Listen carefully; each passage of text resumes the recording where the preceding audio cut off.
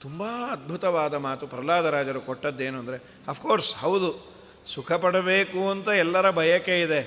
ಬಯಕೆ ಇದ್ದಾಕ್ಷಣ್ಯ ಆಗೋದಿಲ್ಲ. ನೀನು ಸುಖವಾಗಿರಬೇಕು ಅಂತ ದೇವರು ಬಯಸಬೇಕಂತ.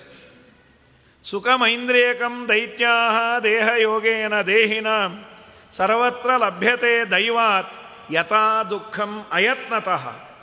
ಏನು ಅದ್ಭುತ ದೃಷ್ಟಾಂತ ಅಂದರೆ, ಪ್ರಯತ್ನ ಮಾಡದೇ ಇದ್ದರೂ ಸುಖ ಬರತ್ತಾ? ಪ್ರಹ್ಲಾದರಾಜರ ಅಂದರು, ಬರುತ್ತೆ. ನೋ ನೋ ನೋ ನೀವೇನೋ ಪೆದ್ದ ಪೆದ್ದಾಗ ಆಡಬೇಡ್ರಿ. ಅವನು ಅಷ್ಟೆಲ್ಲ ಪ್ರಯತ್ನ ಪಟ್ಟ, ಇವತ್ತು ನೋಡ್ರಿ ಹೇಗಿದ್ದಾನೆ. ಪ್ರಹ್ಲಾದರಾಜರಂದರು, ಪ್ರಯತ್ನ ಪಡದೇ ಇದ್ದರೂ ಸುಖ ಬರುತ್ತೆ ಅನ್ನೋದಕ್ಕೆ ಯಾವುದಾದ್ರೂ ಒಂದು ಎಕ್ಸಾಂಪಲ್ ಬೇಕಲ್ಲ. ಯಥಾ ದುಃಖಂ ಅಯತ್ನತಃ. ಪ್ರಯತ್ನ ಮಾಡದೇ ಇದ್ದರೂ ದುಃಖ ಬರುತ್ತೋ ಇಲ್ಲೋ, ಬಂತೋ ಇಲ್ವೋ. ಪ್ರಾಯ ದುಃಖಕ್ಕೆ ಯಾರು ಪ್ರಯತ್ನ ಪಟ್ಟೂ ಇರಲ್ಲ, ದುಃಖವನ್ನು ಕೇಳಿ ಪಡೆದವರೂ ಇಲ್ಲ.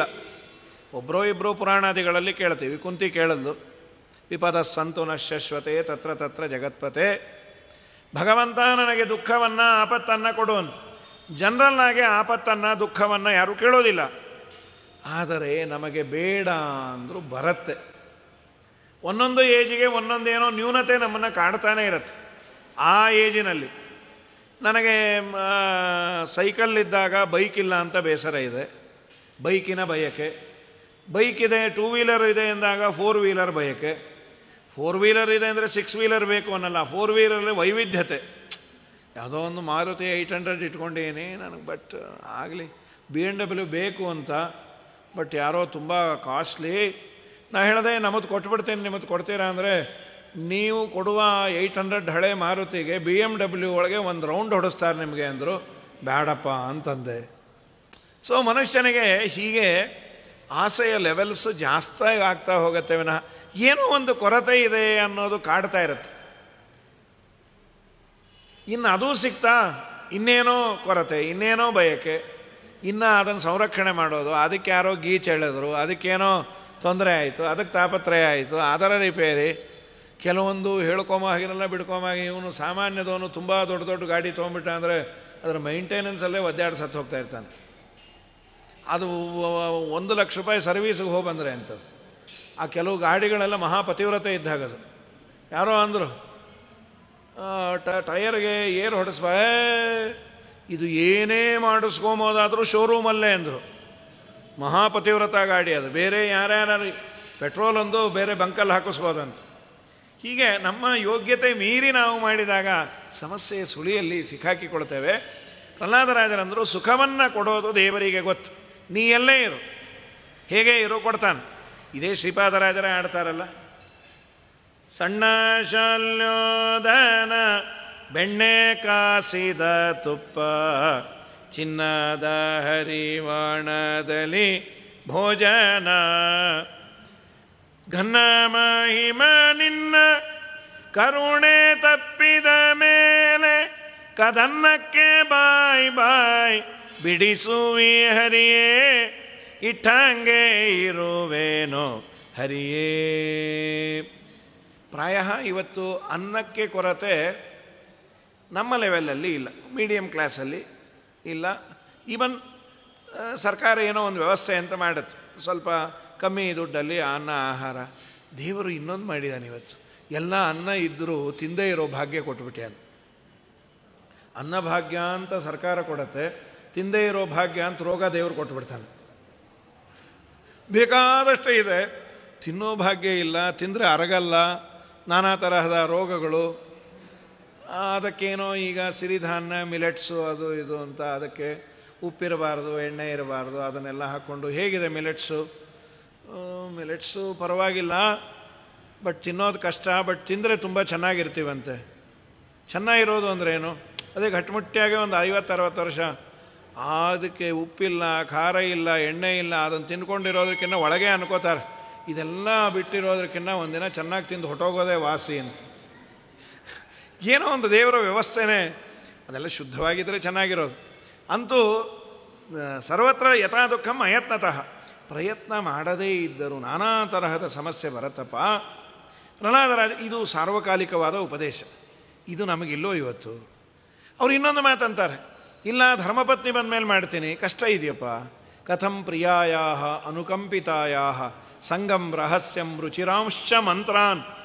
ಇದು ಯಾವುದೋ ತ್ರೇತಾಯುಗ ಕೃತಯುಗಕ್ಕೆ ಮಾತ್ರ ಸಂಬಂಧಪಟ್ಟದ್ದಲ್ಲ. ಪ್ರಹ್ಲಾದರಾಜರು ಆಡೋದೇನೆಂದರೆ, ನಿನಗೆ ಪ್ರಾಯ ಹೆಂಡತಿ ಬಂದ ಮೇಲೆ ತುಂಬ ಪ್ರೀತ್ಯಾಸ್ಪದಳು ಆಗ್ತಾಳೆ. ಹೌದು ಕೂಡ, ಅನ್ಯೋನ್ಯವಾಗಿ ದಾಂಪತ್ಯ ಇರಲಿ ಅಂತಾನೆ ಮದುವೆ ಮಾಡೋದು. ಮದುವೆ ಹರಿಸೋದು ಅನ್ಯೋನ್ಯವಾಗಿ ದಾಂಪತ್ಯ ಜೀವನ ಇರಲಿ ಅಂತಾನೆ ಆಶೀರ್ವಾದ ಮಾಡೋದು. ನೀವು ಆಗಾಗ ಹೊಡೆದಾಡ್ತಾ ಇರ್ರಿ ಅಂತ ಯಾರೂ ಆಶೀರ್ವಾದ ಮಾಡಲ್ಲ. ಎಲ್ಲ ಚೆನ್ನಾಗಿರ್ರಿ ಅಂತ. ಏನಾಗಿ ಬಿಡುತ್ತೆ ಅದು, ಇವತ್ತಿನ ಪರಿಸ್ಥಿತಿಯೋ ಅಥವಾ ಹಣೆ ಬರಹವೋ ಗೊತ್ತಿಲ್ಲ. ಅತ್ತೆ ಸೊಸೆ ಅಂತಂದರೆ ಇವ್ರು ಹೇಳಿದ್ದು ಅವ್ರಿಗಾಗಲ್ಲ, ಅವ್ರಿಗೆ ಹೇಳಿದ್ದು ಇವ್ರಿಗಾಗೋದಿಲ್ಲ. ಎಲ್ಲರ ಮನೆಯಲ್ಲಿ ಹೀಗೇನು ಇರಬೇಕಾಗಿಲ್ಲ. ಯಾಕೆಂದರೆ ಅವ್ರ ಪಾಡಿಗೆ ಅವ್ರು ಇರ್ತಾರೆ, ಇವ್ರ ಪಾಡಿಗೆ ಇವ್ರು ಇರ್ತಾರೆ, ತೊಂದರೆನೇ ಇಲ್ಲ. ಸಮಸ್ಯೆಗಳಂತೂ ಎಲ್ಲರ ಮನೆಯಲ್ಲಿದೆ, ಇದ್ದಾವೆ. ಅವರೊಂದೇನೋ ಹೇಳೋದು, ಇವರೊಂದೇನೋ ಹೇಳೋದು, ಯಾಕೆ ಏನೂ ಗೊತ್ತಾಗೋದಿಲ್ಲ. ಸಂಗಮ್ ರಹಸ್ಯಂ ರುಚಿನಾಂಶ ಮಂತ್ರಾನ್. ಅವರಾಡುವ ಮಾತುಗಳು ತುಂಬ ನಿನಗೆ ಮಂತ್ರ ಇದ್ದಾಗಿರುತ್ತೆ. ಇದರ ಜೊತೆಯಲ್ಲಿ ನಾನು ಅನೇಕ ಬಾರಿ ಹೇಳ್ತಾ ಇರ್ತೇನೆ, ಯಾರೋ ಅಂದರು ನೀವು ಬರೀ ಸೊಸೆಯನ್ನೇ ಬೈತೀರಿ ಅಂತ. ಬೈಯೋದಲ್ಲಪ್ಪ, ಅತ್ತೆಯರದು ಪಾತ್ರ ಉಂಟು. ಆ ಅತ್ತೆ ತನ್ನ ಮನೆಗೆ ಬಂದಂತಹ ಸೊಸೆಯನ್ನು ಏನಾದರೂ ಸ್ವಲ್ಪ ತಪ್ಪು ಹೆಜ್ಜೆ ಇಟ್ಟಾಗ, ಇಲ್ಲಮ್ಮ ಹೀಗಲ್ಲ, ಹೀಗೆ ಮಾಡಬೇಕು ಅನ್ಬೇಕು. ನಾನು ಅಂದ್ಕೊಂಡೆ ಬಿಡು ನೀನು ಹೀಗೆ ಮಾಡ್ತೀಯ ಅಂತಾನೆ, ನಮ್ಮ ಮಗಳ ಥರ ಅಲ್ಲ ಅಂತ. ನಿಮ್ಮ ಮಗಳ ಹಣೆ ಬರ ಅಲ್ಲಿ ಕೇಳ್ಕೊಂಬರ್ಬೇಕು ಆ ಅತ್ತೆನ. ಹೇಗೆ? ಅಯ್ಯೋ ಏನಾದರೂ ಅಂದರೆ ನಾಲ್ಗೆ ಸೀಳ್ಬಿಡ್ತಾಳಪ್ಪೋ, ಇಷ್ಟೊಂದು ಸಾಕಾ? ನೀನು ಹೇಳು, ಇಲ್ಲಮ್ಮ ನಮ್ಮ ಮನೆಯ ಆಚಾರ ವಿಚಾರಗಳು ಹೀಗೆ, ನೀನು ಹೀಗಿದ್ದರೆ. ಕಮ್ಯುನಿಕೇಷನ್ ಗ್ಯಾಪು ತುಂಬ. ಅದಕ್ಕೆ ತಕ್ಕಂತೆ ನಮ್ಮ ಸೀರಿಯಲ್ಸು, ವಾತಾವರಣ, ಫ್ರೆಂಡ್ಶಿಪ್ಸು ಇವೆಲ್ಲವೂ ಹಾಗೇ ಇದೆ. ಮಿಸ್ಕಮ್ಯುನಿಕೇಷನ್ ಏನೇನು ಬೇಕೋ ಎಲ್ಲವೂ ತುಂಬಿದೆ. ಸಂಗಮ್ ರಹಸ್ಯಂ ರುಚಿರಾಂಶ ಮಂತ್ರಾನ್. ಮಂತ್ರ ಇದ್ದಾಗಿರತ್ತೆ ನಿನ್ನ ಹೆಂಡತಿಯ ಮಾತು. ಪ್ರಹ್ಲಾದರಾಜರು ಅವತ್ತೇ ಹೇಳಿದ್ದು. ಇವತ್ತು ತುಂಬ ನೋಡ್ತಾ ಇದ್ದೀವಿ, ಈಗೆಲ್ಲ ಆ ಥರದ ಮಾತಾಡುವುದಿಲ್ಲ. ಹಿಂದೆಲ್ಲ ಆ ಥರದ ಮಾತು ಚೆನ್ನಾಗಿರೋದು. ಮದುವೆ ಆದ ಹೊಸರಲ್ಲಿ ಆ ಗಂಡು ಸ್ವಲ್ಪ ಹೆಂಡತಿ ಮಾತು ಕೇಳಿ ಎಲ್ಲೋ ಹೋಗಿ ಮಾಡಿ ಅನ್ನಂದ್ರೆ ಅತ್ತೇನು ಕೇಳಬೇಕು, ಎಲ್ಲಿ ನಿಮ್ಮ ಮಗ ಬಂದಿದ್ದಾಳಲ್ಲಪ್ಪ ಬಣ್ಣದ ಬೀಸಣಿಗೆ, ಅವಳ ಜೊತೆ ಹೊಟ್ಟೋದ ಅಂತ. ಈಗಾಗೆಲ್ಲ ಅನ್ನೋದಿಲ್ಲ. ಈಗೆಲ್ಲ ಬೀಸಣಿಗೆ ಹೊಟ್ಟೋಗಿ ಫ್ಯಾನು ಎ ಸಿ ಬಂದಿರೋದ್ರಿಂದ. ಹಾಗಾಗಿ ಕಥಂ ಪ್ರಿಯಾಯ ಅನುಕಂಪಿತಾಯ ಸಂಗಮ್ ಅಂದರೆ ಇವರು ಪ್ರಹ್ಲಾದರಾಜರು ಹೇಳಿದ ಆಸ್ಪೆಕ್ಟ್ ಯಾವುದು ಅಂದರೆ, ವೈರಾಗ್ಯ ಬರಲಿಕ್ಕೆ ಅವಕಾಶ ನಿನಗಿಲ್ಲ ಅಂತ ಅವರು ಆ ಭಾವನೆಯಲ್ಲಿ ಹೇಳಿದ್ದು. ಇದು ಅತ್ತೆ ಸೊಸೆಯ ಅಭಿಪ್ರಾಯ ಅಲ್ಲ, ಈ ಅಭಿಪ್ರಾಯಕ್ಕೂ ಇವತ್ತು ಅದು ಹೊಂದತ್ತೆ ಅಂತ ನಾನು ಹೇಳಿದ್ದು. ಯಾಕೆ ವೈರಾಗ್ಯ ಬರೋದಿಲ್ಲ? ನಿನಗೆ ಒಂದು ಹಂತದಲ್ಲಿ ಹೆಂಡತಿಯ ಮೇಲೆ ಪ್ರೀತಿ ಇರಬೇಕಾದದ್ದೇ ಸರಿ. ಅವರು ಸ್ವಲ್ಪ ದಿನ ಆದಮೇಲೆ ವೈರಾಗ್ಯ ಬರುತ್ತಲ್ಲ. ಇಲ್ಲ, ನಿನಗೊಂದು ಮಗು ಆಗಿರುತ್ತೆ. ಆ ಮಗುವಿನ ತೊದಲು ನೋಡಿ, ಅದರ ಆಟ ಪಾಠ ನೋಟ ಅದು ನಮ್ಮನ್ನು ಅಟ್ರ್ಯಾಕ್ಟ್ ಮಾಡಿ ಒಳಗೆ ಹಾಕಿಬಿಡತ್ತೆ. ಇದು ಯಾರಿಗಿಲ್ಲ? ಹೇಳೋ ಆಚಾರಗೂ ಇದೆ, ನಾವೇನು ಇದರಿಂದ ಹೊರತಲ್ಲ. ಅಥವಾ ನಮ್ಮ ಅನುಭವವನ್ನೇ ನಾವು ಹೇಳ್ತಾ ಇರೋದು, ಇದು ಬೇರೆಯವ್ರದ್ದು ಅಲ್ಲೇ ಅಲ್ಲ, ಎಲ್ಲರಿಗೂ ಇದೆ, ಯೂನಿವರ್ಸಲ್ ಟ್ರೂತ್ ಇದು. ಆ ಮಗು ಏನೋ ಆಡತ್ತೆ, ನಾವೇನೋ ತಿಳ್ಕೊಳ್ತೀವಿ, ಎಷ್ಟು ಆನಂದ ಪಡ್ತೀವಿ, ಎಷ್ಟು ಮುದ್ದಾಗಿ ಮಾತಾಡುತ್ತೆ. ಮೊನ್ನೆ ಒಂದು 5 ನಿಮಿಷ ಮಾತಾಡ್ತು, ಒಂದೂ ಅರ್ಥ ಆಗಿಲ್ಲ ರೀ, ಅಷ್ಟು ಮುದ್ದಾಗಿ ಮಾತಾಡುತ್ತೆ ಅಂತ. ಅದು ಹೇಳಿದ್ದು ಒಂದೂ ಅರ್ಥ ಆಗಿರಲ್ಲ. ಎಲ್ಲಮ್ಮ ಇನ್ನೊಂದ್ಸಲ ಹೇಳು. ಅಯ್ಯೋ ಎಷ್ಟು ಮುದ್ದಾಗಿ ಅರ್ಥವಾಗದೇ ಇರೋ ಥರ ಮಾತಾಡೋದು ಹೇಗೆ ಪ್ರಾಕ್ಟೀಸ್ ಮಾಡಿದೆ ಅಂತ. ಇದು ಸುಹುಸುತ ಸ್ನೇಹ ವಶ ಶಿಶೂನಾಂ ಕಲಾಕ್ಷರಾಣಾಂ ಅನುರಕ್ತ ಚಿತ್ತ. ಆ ಒಂದು ಹಂತ ಆಯಿತು. ಸ್ವಲ್ಪ ಅವರು ದೊಡ್ಡವರಾದ ಮೇಲೆ ವೈರಾಗ್ಯ ಬರಬಹುದಲ್ಲ. ಪ್ರಹ್ಲಾದರಾಜರಂದರು ಆಗ ಬರೋದಿಲ್ಲ. ಅವರನ್ನು ನೀನು ಹೆಣ್ಣು ಮಕ್ಕಳಾದರೆ ದೂರಕ್ಕೆಲ್ಲೋ ಮದುವೆ ಮಾಡಿ ಕೊಟ್ಟಿರ್ತಿ, ಅವ್ರು ಹೇಗಿದ್ದಾರೋ ಏನೋ. ನನ್ನ ಇಡೀ ಜೀವನ ಇನ್ನೊಬ್ಬರ ಬಗ್ಗೆ ಚಿಂತೆ ಮಾಡೋದೇ ಜೀವನ ಆಯಿತು ವಿನಃ ನನ್ನ ಸಾಧನೆಯ ಚಿಂತೆ ನನಗಿರೋದೇ ಇಲ್ಲ. ಈ ಮಧ್ಯದಲ್ಲಿ ಎಲ್ಲೋ ಆರಾಧನೆಗೆ ಹೋದಾಗ ಮೊದಲನೇ ಪಂಕ್ತಿಲಿ ಮೊದಲನೇ ಎಲೆ ಹಿಡ್ಕೊಂಡೆ ಅಂದರೆ ಅದೇ ದೊಡ್ಡ ಸಾಧನೆ ಅಂದ್ಕೊಂಡು, ಅಬ್ಬಾ ಈ ಸಲ ರಾಯರ ಅನುಗ್ರಹ ಆಯಿತು ಅಂತ. ಯಾಕೆ? ಮೊದಲನೇ ಪಂಕ್ತಿಗೆ ಎಲೆ ಸಿಕ್ತು. ಇಷ್ಟೇ ನನ್ನ ಸಾಧನೆ ಆಗಿರತ್ತೆ. ಇದಕ್ಕಿಂತ ಹೆಚ್ಚು ಸಾಧನೆ ಇರ್ಬೋದು. ಅನೇಕ ಜನ ಪಾರಾಯಣ ಮಾಡಿಕೊಂಡು ಯಾತ್ರೆ ತೀರ್ಥ ಮಾಡಿದ್ದಾರೆ. ಜನರಲ್ಲಾಗಿ ಆಗುವಂಥದ್ದು ಇಷ್ಟೇ. ಈ ಎಲ್ಲ ಯಾತ್ರೆ ತೀರ್ಥ ಈ ಪುಣ್ಯಗಳನ್ನೆಲ್ಲ ನಾವು ಮತ್ತೆ ಕೇಳೋದು, ನಮ್ಮ ಮಕ್ಕಳು ನಾನು ಚೆನ್ನಾಗಿದ್ದರೆ ಸಾಕು, ನನ್ನ ಆತ್ಮೋದ್ಧಾರ ಆಗಬೇಕು, ನನಗೆ ಅಪರೋಕ್ಷ ಜ್ಞಾನಕ್ಕೆ ಕಾರಣೀಭೂತವಾದಂತಹ ತತ್ವಜ್ಞಾನ ಸಂಪಾದನೆಗೆ ಇದು ಉಪಯೋಗ ಬೀಳಲಿ ಅಂತ ಕೇಳೋದು ತುಂಬ ಕಠಿಣ, ತುಂಬ ಕಠಿಣ. ಪ್ರಹ್ಲಾದರಾಜರು ಅದನ್ನೇ ಹೇಳಿದ್ದು, ಅದನ್ನೇ ಇವರು ಬಿಟ್ಟದ್ದು. ಪ್ರಹ್ಲಾದರಾಜರಿಂದ ಉಪದೇಶ ಆಯ್ತಲ್ಲ, ಸಿದ್ಧ ಸಂಸಾರ ಸಂಬಂಧಗಳ ಹತ್ತವು. ಇವರೆಲ್ಲ ದೈತ್ಯ ಮಾಲಕರು ಸಂಸಾರವನ್ನೇ ತೊರೆದು ಬಿಟ್ರಂತ, ಬೇಡ ನಮಗೆ.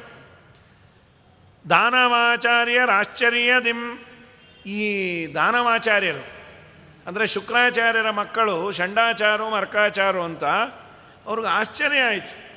ಇದೇನಿದು ಇಷ್ಟು ಮುದ್ದಾಗಿ ಇವರು ಮಂತ್ರ ಸ್ತೋತ್ರ ಹೇಳ್ತಾ ಇದ್ದಾರೆ, ನಾವು ಕಲಿತಿಲ್ಲ, ನಾವು ಹೇಳಿಕೊಟ್ಟಿಲ್ಲ.